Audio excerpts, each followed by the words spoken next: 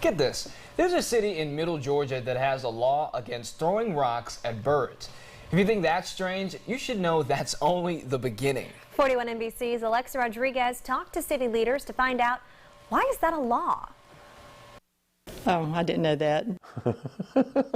You got me. They're not necessarily enforced, but they're on the books.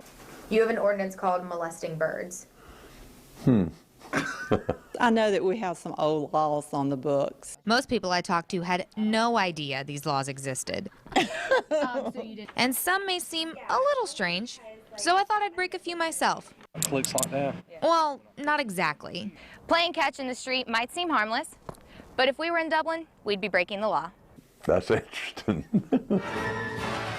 The ball playing ordinance from 1964 makes it illegal for anyone to play ball by throwing, catching, pitching, or batting a ball on any public street, alley, or sidewalk of the city.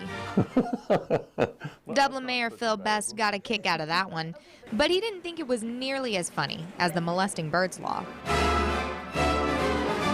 The ordinance, created in the 60s, recognizes the city as a bird sanctuary. It also makes it illegal for anyone to shoot birds or throw anything at them. You know, that's interesting because we used to have pigeon shoots in downtown Dublin. But residents haven't been doing that for a while. Can you imagine riding through town and there's a bunch of folks out there with shotguns shooting birds? Lawmakers couldn't either, and they had good reason. The Audubon Society was real big into getting folks to just pass law to leave the birds alone. Another ordinance, put on the books more than 5 decades ago, doesn't allow anyone to wear masks or hoods in a public place.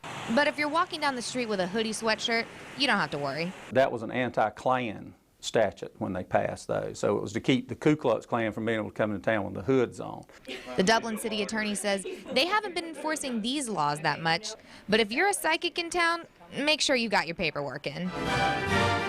The fortune-telling ordinance, enacted in 1972, requires any psychic in Dublin to be a resident of the city, buy a business license, and have it approved by the chief of police. Certain occupations are a little more regulated, so there's a special license for those. These laws only apply to Dublin, but there are some statewide laws people I talked to didn't recognize. The Georgia Code says all of the labels on seed packets, paint containers, and cases of eggs have to be written in English. Yeah, I didn't know that either. Nonprofits that want to raise money with a raffle drawing need to check with their local law enforcement before they do.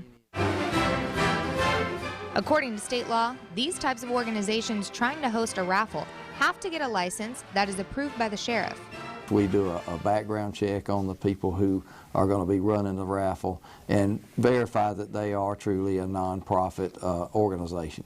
After learning about some of their older ordinances, Dublin leaders think it's time to take a second look. We should certainly look at them and see if we need to adjust them, change them. Law needs to be addressing some problem, and if that's not a problem, we don't need it. In Dublin, Alexa Rodriguez, 41 NBC News. Dublin City Council readopted its city code in 1964. The city attorney says it's possible some of those laws are older than they originally thought.